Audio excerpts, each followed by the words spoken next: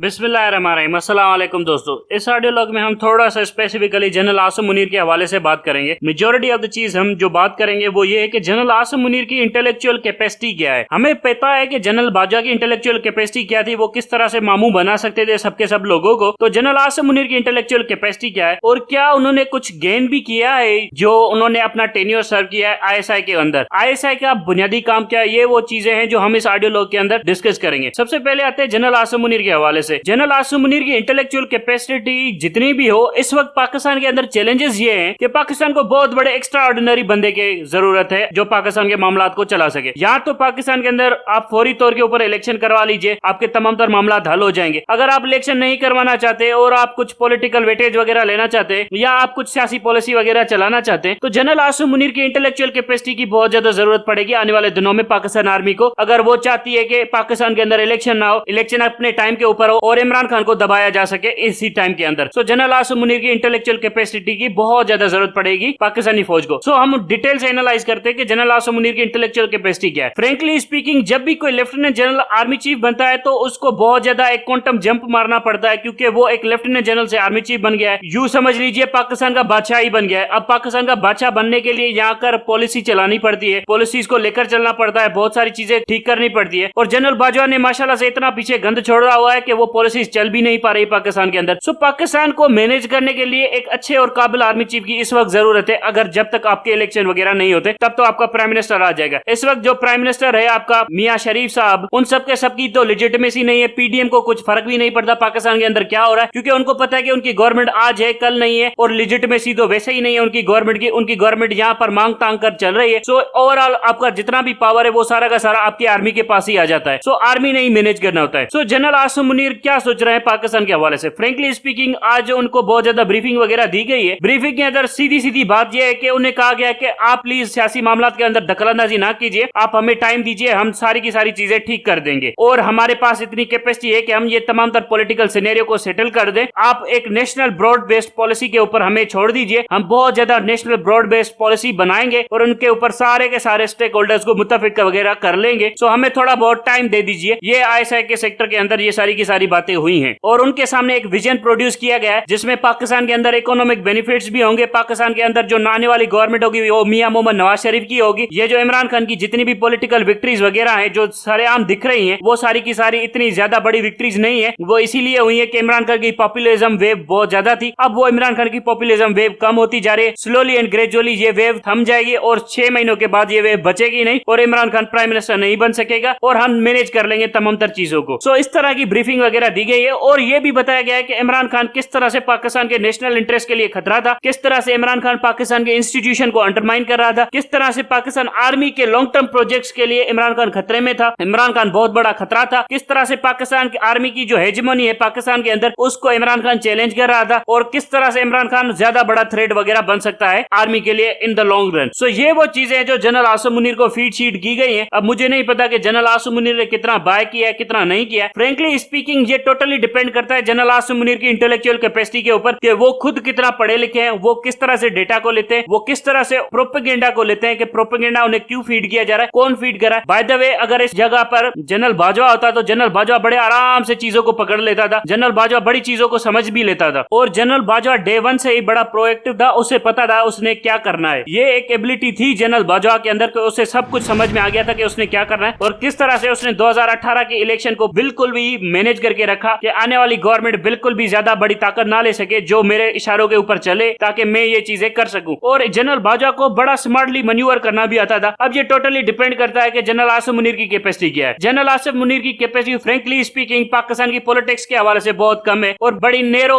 Capacity है और बड़ा ही नैरो विजन है उनका पाकिस्तान की पॉलिटिक्स के हवाले से और पाकिस्तान के फ्यूचर के हवाले से। अब ये हमारी किस्मत फूटी है कि हमारे गले में यही जनरल पढ़ना था। सो ठीक है, देखते हैं जब तक इलेक्शन नहीं होगा तब तक जनरल आसिम मुनीर से ही काम चलाने की कोशिश करते हैं। जिस तरह की पॉलिसीज एक्चुअली में चाहिए पाकिस्तान को ताकि पाकिस्तान निकल सके इस तमाम तर दलदल के अंदर से, तो वो तो सीधी सीधी बात है, आपको एक इलेक्शन चाहिए। अगर आप इलेक्शन नहीं करवाते तो पाकिस्तान इसी दलदल के अंदर फंसा रहेगा और जो आपका टाइम है वो जाता रहेगा और टाइम बड़ा वैल्यूएबल चीज होती है। इतना इंपॉर्टेंट फैक्टर होता है टाइम आपकी पॉलिटिकल साइंस के अंदर कि आपको पता भी नहीं चलता कि किस तरह से आपके दुश्मन आपसे आगे निकल गए और आप पीछे रह गए। सो एक्चुअली में पाकिस्तान को इस वक्त बहुत जल्द एक इलेक्शन की जरूरत है। जनरल आसिम आसिम मुनीर की मेंटल कैपेसिटी में ये चीज जाती है या नहीं जाती, ये तो जनरल आसिम मुनीर ही डिसाइड करेगा। अब थोड़ा सा आते हैं हम इंटेलिजेंस एजेंसियों के रोल के ऊपर। फ्रेंकली स्पीकिंग, यहाँ पर जो लोग है ना समझ रहे हैं कि इंटेलिजेंस एजेंसियों का काम होता है पुलिसिंग करना, लोगों को उठाना, ये वो चीजें नहीं होती है इनका काम। ये एक्चुअली में छोटा सा काम होता है, वो भी काउंटर इंटेलिजेंस डिपार्टमेंट का काम होता है। वो भी छोटा सा डिपार्टमेंट होता है आपकी इंटेलिजेंस के अंदर, कि लोगों को उठाना, मारना, पीटना, वो उनका काम होता है। ब्रॉडर टर्म्स में आपकी इंटेलिजेंस एजेंसियों का काम ये होता है कि वो प्लेन्स अनवील करें दुश्मनों के जो 5 साल के आगे हो, जो आने वाले 5 सालों के अंदर दुश्मनों ने एग्जीक्यूट करने हो। फिर उसके हवाले से एक काउंटर प्लेन तैयार करें जो आपकी पॉलिटिकल लीडरशिप को फीड करना शुरू करे। यहाँ पर उनको बहुत ज्यादा डेटा कलेक्ट करना होता है, डेटा को एनालाइज करना होता है, फिर डेटा से पॉलिसी बनानी होती है। पॉलिसी बनाकर आपकी पॉलिटिकल लीडरशिप को कन्विंस करना पड़ता है कि ये पॉलिसी सही है, ये पॉलिसी गलत है। फिर पॉलिटिकल लीडरशिप डिसाइड करती है कि इस पॉलिसी को सूट करने के लिए पब्लिक ओपिनियन को कैसे शेप करना है, क्योंकि पॉलिटिशियंस ही पब्लिक ओपिनियन को कंट्रोल करते हैं और पब्लिक ओपिनियन के सपोर्ट के बगैर कोई भी पॉलिसी काम नहीं करती। मैं आपको एक मिसाल देता हूँ। वियतनाम वॉर थी, बड़ी अनपॉपुलर वॉर हो चुकी थी अमेरिका के अंदर। अमेरिका के अंदर सारे के सारे लोग वियतनाम वॉर के खिलाफ हो चुके थे। सो अमेरिका को वियतनाम वॉर बीच में ही छोड़कर वहां से निकलना पड़ा। जैसे उनकी अफगानिस्तान की वॉर थी वो अनपॉपुलर हो गई थी। सो अमेरिकन पॉलिसी मेकर ने रियलाइज कर लिया कि एक जमहूरी दौर के अंदर या एक जमहूरी हुकूमत के अंदर आपको पब्लिक ओपिनियन का सपोर्ट यानी पब्लिक परसेप्शन वगैरह ठीक रखना पड़ता है। सो उसके बाद जितनी भी जंगें अमेरिकन ने प्लान की, उसके अंदर अमेरिकन ने कोशिश की कि public perception, public opinion America के फेवर में हो, तभी वो जंगे डिक्लेयर करें। जब अमेरिका के खिलाफ होता है पब्लिक ओपिनियन, तब अमेरिका वो जंगे जीत नहीं सकता। वियतनाम वॉर उन्हें हारनी पड़ी। सो जो पॉलिटिशियंस होते हैं वो आपका पब्लिक ओपिनियन, पब्लिक परसेप्शन ठीक करने की कोशिश करते हैं और इंटेलिजेंस एजेंसियां डेटा कलेक्ट करती हैं और उस डेटा को प्रॉपर्ली एनालाइज करती हैं, आपके दुश्मन के इंटेंशंस कैलकुलेट करती हैं, उसके हवाले से पॉलिसीज बनाती है, फिर आपकी पॉलिटिकल लीडरशिप को फीड करती है, फिर आपकी पॉलिटिकल लीडरशिप आपका पब्लिक ओपिनियन बनाता है। सो इस तरह से आपका नेशन स्टेट चलता है। लेकिन पिछले 6 सालों के अंदर यहाँ पर कुछ उल्टा ही हुआ है। यहाँ पर पब्लिक ओपिनियन एक तरफ था और दो पावर सेंटर्स पॉलिसी बना रहे थे। एक पॉलिसी इमरान खान बना रहा था, एक पॉलिसी जनरल बाजवा बना रहा था, जिसकी वजह से पूरे रियासत के अंदर कंफ्यूजन हो रहा था कि हो क्या रहा है पाकिस्तानी रियासत के अंदर। यहाँ पर दो पॉलिसीज बन रही हैं, जिसकी वजह से अल्टीमेटली हमें समझ में नहीं आ रहा था हमारे नेशनल ऑब्जेक्टिव्स क्या है, क्योंकि मोस्ट ऑफ द पॉलिसीज बनाई इसलिए जाती है क्योंकि उनको एक नेशनल ऑब्जेक्टिव अचीव करना होता है। एक सामने से एक मंजिल रखी होती है जहां पर उन्हें पहुंचना होता है, जिसे हम नेशनल ऑब्जेक्टिव कहते हैं। लेकिन यहाँ पर तो दो पॉलिसीज आ रही थी, समझ में ही नहीं आ रहा था कि नेशनल ऑब्जेक्टिव कहाँ है, नेशनल इंटरेस्ट कहाँ है, किस तरफ जाना है। सो इस वजह से पूरे पाकिस्तान के अंदर कंफ्यूजन फैला हुआ था। अनफॉर्चुनेटली जनरल आसिम मुनीर की जो इंटेलेक्चुअल कैपेसिटी है वो इतनी ज्यादा नहीं है कि वो पाकिस्तान को इन तमाम तर दलदलों से निकाल सके। और फ्रेंकली स्पीकिंग, अगर उनकी इंटेलेक्चुअल कैपेसिटी वगैरह नहीं है तो इनको सीधे सीधे पाकिस्तान के अंदर इलेक्शन करवा लेने चाहिए। लेकिन वो इलेक्शन भी नहीं करवा रहे क्योंकि उनकी इंटेलेक्चुअल कैपेसिटी में ये बात उनको समझ में नहीं आ रही कि इलेक्शन से पाकिस्तान को क्या फायदा होगा। बहरहाल ये जितना भी खेल लेंगे, at the end of the day इनको जाना तो इलेक्शन की तरफ ही पड़ेगा और इलेक्शन से ही पाकिस्तान के तमाम तर मसाइल का हल निकलेगा। यहाँ पर यह हमें समझ में आता है कि आपके कितने बड़े इंस्टीट्यूशंस हैं वो फेल हो जाते हैं आपके पॉलिटिकल क्राइसिस को हैंडल करने के लिए। यहाँ पर हमें यह भी समझ में आता है कि आपकी आर्मी आपका पॉलिटिकल क्राइसिस हल नहीं कर सकती, आपकी जुडिशरी आपका पॉलिटिकल क्राइसिस हल नहीं कर सकती। आपके अंदर जो इस वक्त पॉलिटिकल क्राइसिस है वो पीडीएम की पॉलिटिकल लीडरशिप सॉल्व नहीं कर सकती। यह भी आपको समझ में आता है कि पाकिस्तान के पॉलिटिकल क्राइसिस का सोल्यूशन पीडीएम के पास भी नहीं है। मतलब पीडीएम जो खुद को एक सियासी जमात कहती है, खुद को एक जमहूरी जमात कहती है, उसके पास लेजिटिमेसी नहीं है और उस बड़ी पॉलिटिकल पार्टी को यह नहीं पता कि पाकिस्तान में लेजिटिमेसी कैसे ड्राइव की जाती है, कैसे हासिल की जाए पाकिस्तान के अंदर लेजिटिमेसी। अब तक के लिए इतना ही। आने वाले दिनों में हम डिटेल से बात करेंगे कि इंटेलिजेंस एजेंसियों का रोल क्या होना चाहिए। Thank you very much.